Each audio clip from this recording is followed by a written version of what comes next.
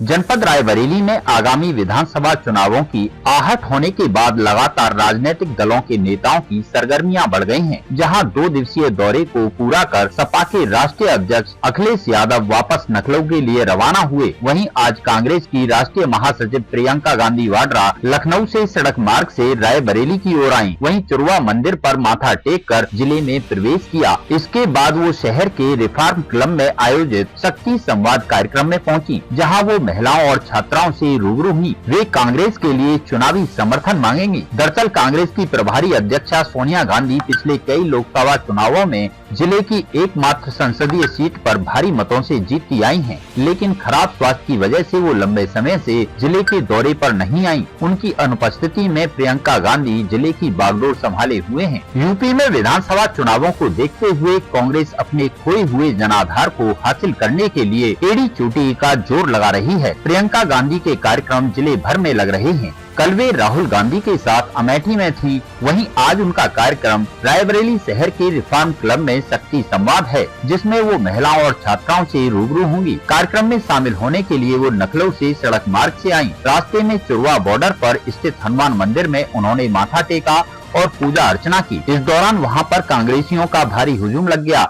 इसके बाद वो कार्यक्रम स्थल पर पहुंची। यहाँ उन्होंने हजारों महिलाओं और छात्राओं को देखकर अपनी खुशी जाहिर की। उनके चेहरे पर प्रसन्नता साफ दिख रही थी। शक्ति संवाद कार्यक्रम के बाद उन्होंने मीडिया कर्मियों से बातचीत की। इस दौरान उन्होंने भाजपा पर जमकर निशाना साधा। उन्होंने कहा कि अन्य दल सांप्रदायिकता और धर्म को मुद्दा बनाते हैं। कांग्रेस पार्टी झूठ का साथ नहीं लेती। कांग्रेस पार्टी कार्य करती है। शादी हुई थी 1 महीने पहले, कह रही थी मेरी माँ अकेली पड़ जाएगी, उसका देखभाल कौन करेगा।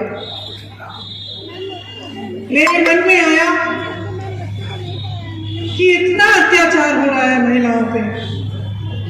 जब एक हादसा होता है परिवार में, जब किसी की मृत्यु होती है, किसान ने आत्महत्या की, अंत में उसका भी बोझ महिला उठा रही है। उसकी विधवा अकेली, उसकी बेटी अकेली।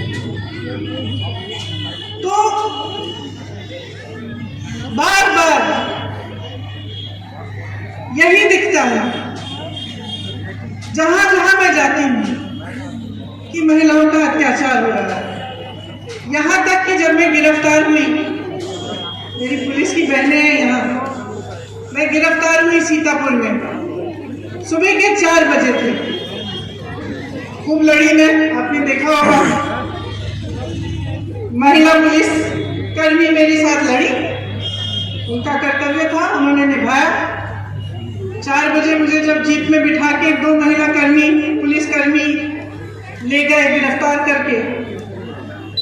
मेरे पास में बैठी थी, एक का नाम पूजा था, एक का नाम मधु।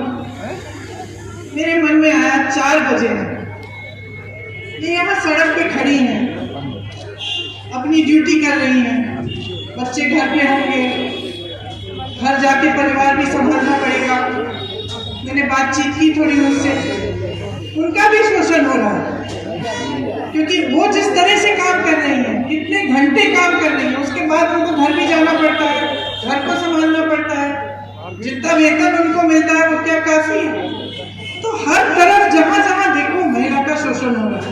जो उसका अधिकार है, उसका हक है, उसको नहीं मिल रहा है। मेरे मन में आया कि महिलाओं, कल मैं अमेठी में थी, मंच पे मेरी पुरानी सहेली आई, रमाकांति। रमाकांति को मैं 15 सालों से जानती हूँ। 15 साल पहले जब मैं से पहली बार मिली, स्वयं सेवक समूह में वो शामिल हुई थी। उसने मुझे अपनी कहानी बताई। माँ बाप ने उसे पढ़ाया नहीं, 6ठी क्लास से आगे। उसकी बेटी हुई, बहुत इच्छा थी कि बेटी को पढ़ाऊं, लेकिन क्या करें, परिवार वाले सहमत नहीं थे। तो जब सब खेतों में काम करने के लिए चले जाते थे, तो रमाकांति साड़ी के फॉल को सीती थी और चुपचाप से जब कोई घर पे नहीं था तो जाकर एक दुकान में जहाँ पे साड़ी के फॉल बिकते थे वहां जाके वो बेचती थी। फिर जब पैसे इकट्ठे हो गए, उसने सोचा मैं अपनी बेटी को पढ़ाऊंगी, तो चुपचाप से बेटी को स्कूल तक भेजना शुरू किया, जब किसी को पता न चले कि बेटियां स्कूल जा रही है, और पहले ही वापस ले आती थी। पकड़ी गई, सबने डांटा, ससुर जी सासू जी ने डांटा, ऐसे कैसे इसको तुम स्कूल भेज रही हो। तो रमाकांति ने कहा, उनसे एक सौदा किया कि मुझे इसको भेजने दो, इसकी पढ़ाई की फीस मैं भरूंगा। तो सब मान गए। तो रमाकांति जब मेरे से कल मिली, उसकी बेटी उसके साथ थी, कॉलेज पास कर लिया उसने, नौकरी मिल गई। तो माँ संघर्ष करती है, किस लिए? वो क्यों चाहती है कि अपनी उसकी बेटी अपने पैरों पे खड़े हो? क्योंकि वो अपना संघर्ष अपनी बेटी को नहीं देना चाहती। वो ये नहीं चाहती कि उसकी बेटी का जीवन पूरा जीवन संघर्ष में बीते। आपको कितनी बार कहा गया है, आप बताओ मुझे, कितनी बार आपको कहा गया है कि आप महिला हो, बेटी महिला हो, करने का काम नहीं करेगा, उसको वोट नहीं मिलेगा। इसका मतलब ये नहीं है कि एक शौचालय बना दिया, नहीं।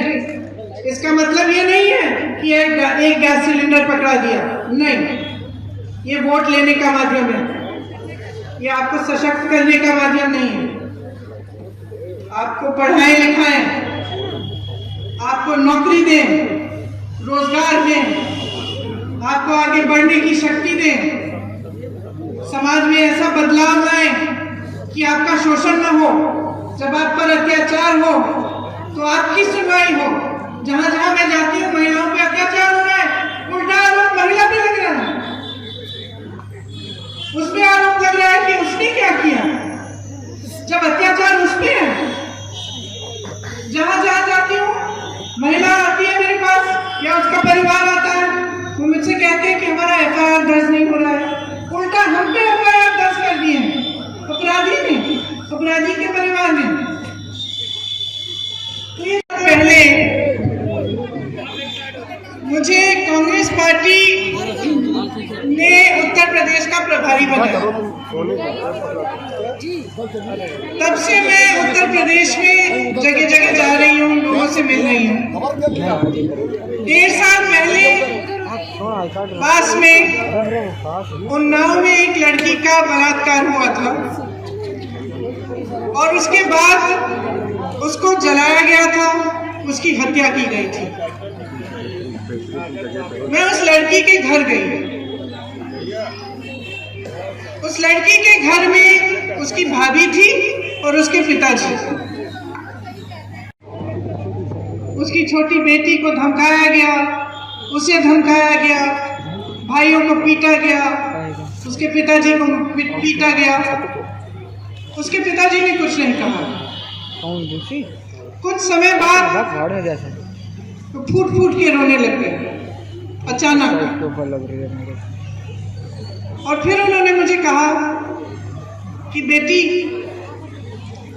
मेरी बेटी मेरे बेटों से भी बढ़कर थी।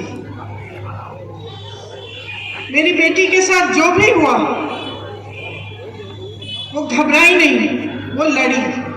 सुबह उठकर मुझे कहती थी कि पापा तुम मेरे साथ मत आओ, मैं अकेली जाऊंगी। अकेली ट्रेन में रायबरेली आती थी अपने मुकदमे को लड़ने के लिए, क्योंकि उन्नाव में उसका FIR दर्ज भी नहीं हुआ था। उसके बाद कई ऐसे हादसे हुए।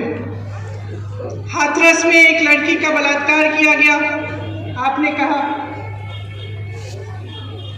बीच रात में उसके अंतिम संस्कार किए गए।